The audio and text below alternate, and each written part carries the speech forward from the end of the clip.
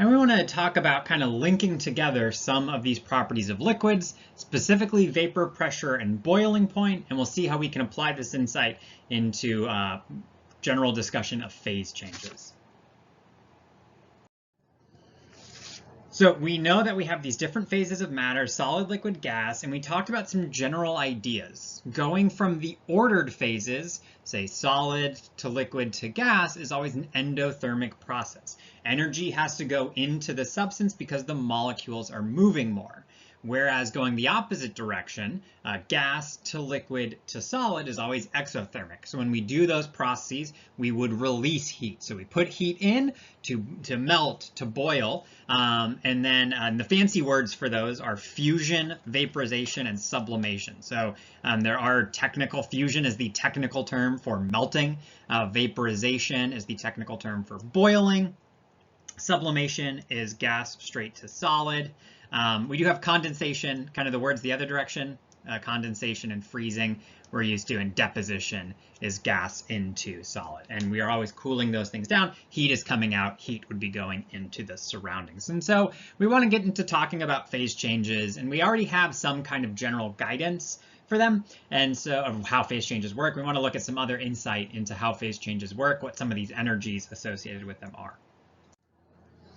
So one of the things we want to return to is vapor pressure. And we kind of touched very end the last time about the idea that as you increase temperature or you change temperature, you're going to affect liquid properties.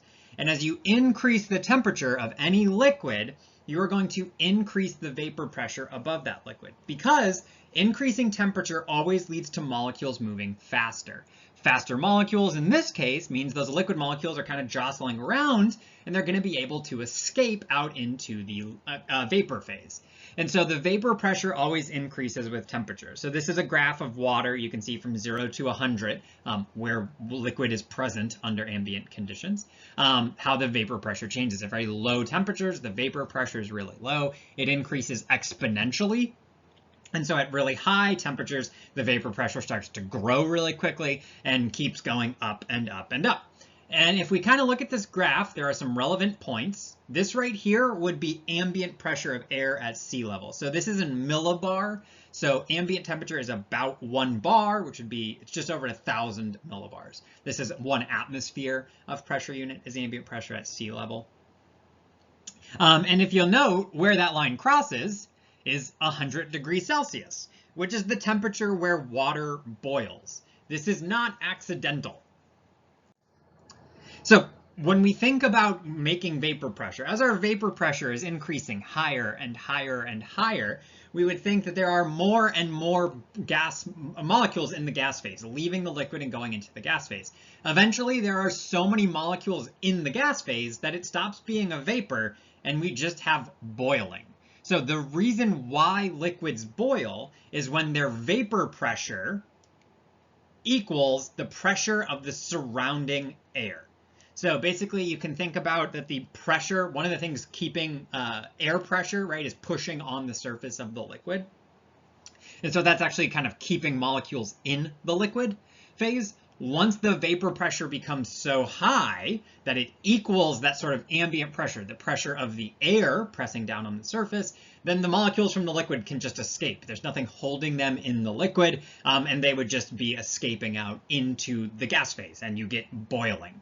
And so if we define a standard pressure, so air at 25 degrees Celsius at sea level, that is 1 atmosphere, we call that the normal boiling point. So when we hit 1 atmosphere of vapor pressure, we call that the normal boiling point. And so down in the greater Houston area or in most coastal cities, that is where the temperature of water boils. But that's only true at 1 atmosphere. If you change the ambient pressure of air, the observed temperature of boiling is going to change. So the main way that we see that is changing elevation. So here in the United States, if you go to more mountainous cities, for example, Salt Lake or Denver, as you go up to those elevations, up into the Rockies, you're going to get a decrease in the boiling point of water. The observed boiling point is at 95 degrees Celsius in those cases. And so that the water really is at a lower temperature because the environment, the surroundings. We can see that this phase change, boiling, that we're seeing is not just dependent on the water itself, but also what is around the water, right? How are the conditions of the water affecting it? If you keep going up, La Paz is one of the highest elevation populous cities in Bolivia. You get down to 91. Mount Everest, your boiling point would drop down to 76. If you went to like space, it would get even lower.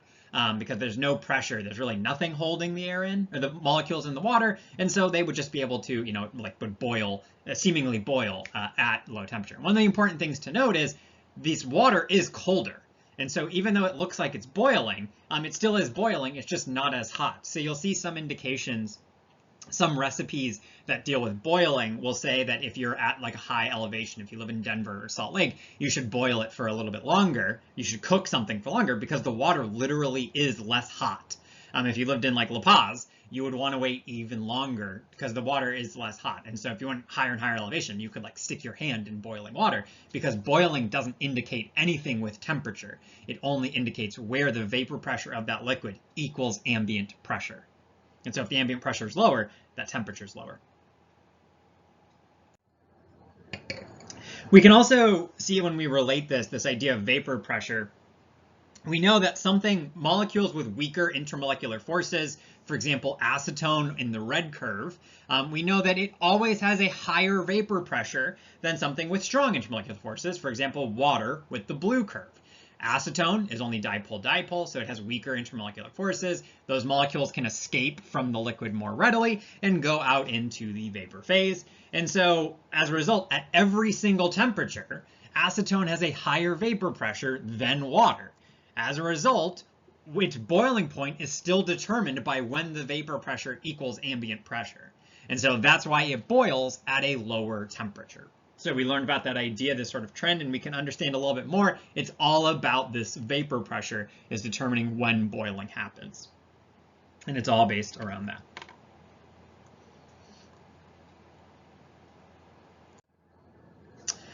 We can also take this insight. So this is still the curve of the vapor pressure of water versus temperature. So you can see how does the vapor pressure of water change versus temperature. You'll note I've changed the curve. We're now dealing with Fahrenheit because we're going to be talking about human temperatures.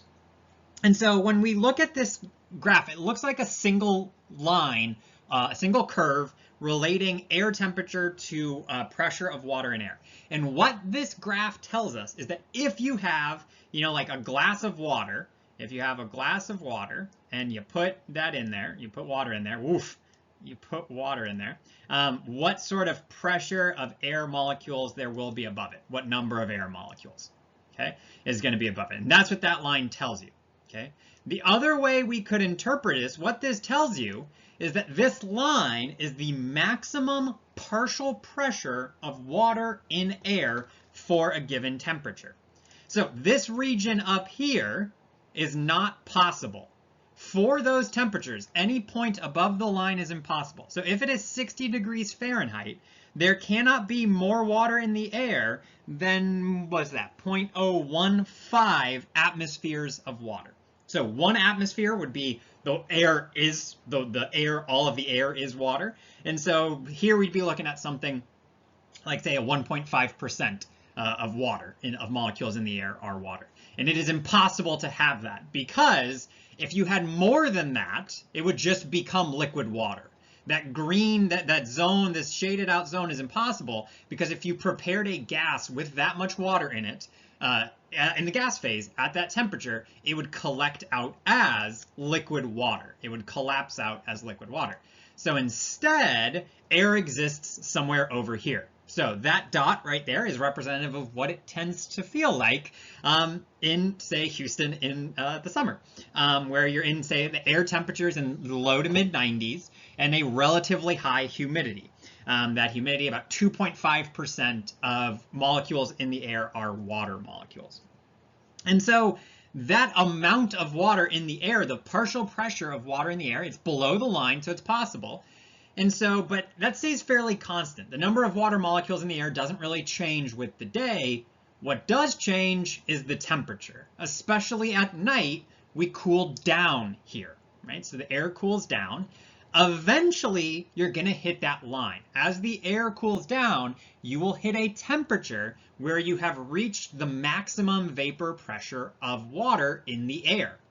And what happens is you form liquid water. That's why we get dew here in the mornings. Right? That's why there's dew all over the place. That water was in the air. When the air is hot during the day, all of those molecules can be supported as gas phase molecules, humidity. But at night, when the air cools down, it cannot happen.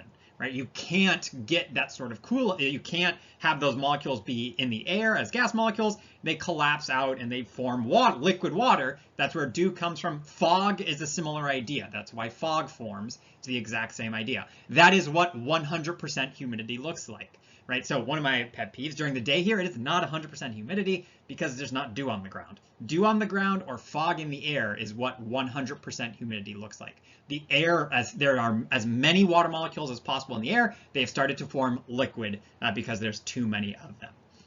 One of the implications of this, gas to liquid is an exothermic process. And so this is why at night here, it doesn't cool down because of humidity. All of that water that's in the air is becoming, that's gas in the air, is becoming a liquid. That releases heat that warms up the air at night. So humid places don't cool off. This is why deserts do cool down.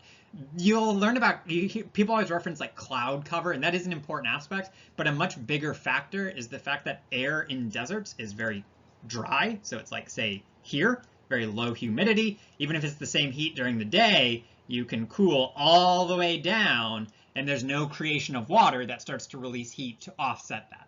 So if you look at the dew point, you can see that is our dew points are pretty high here. It cannot get colder than the dew point because you just start making water, and that releases heat, keeps the air warm.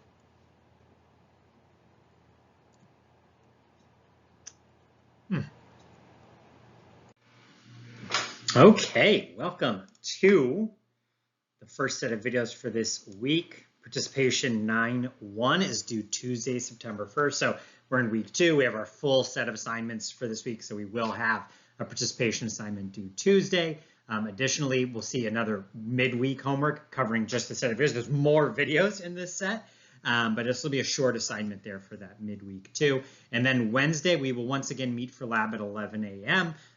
In room 124. But now the pre-lab, the technique assignment, and the notebook all are due before lab starts. So you did the notebook last week on campus. You set it up, right? It was a small assignment. You set up all those parts. But this week, whoever's the leader and the technician in your group needs to get their portions of the notebook set up before lab starts on Wednesday. Similarly, the pre-lab assignment, not similarly, also, there's going to be an individual assignment, the pre-lab and the technique comprehension that are new. Those are questions you're going to answer. The pre-lab is about the lab handout. Technique assignment, there's a little video for you to watch about techniques involved in the experiment. There's a video. I've also additional information posted about how to complete these, along with some videos walking through specifics. But that's new this week. But otherwise, we still got to watch this set of videos, the end of chapter 10 here, looking for more questions on participation 9-1. If you have any questions about anything, don't hesitate to reach out. Otherwise, we got to keep watching videos. I'll see you in the next one.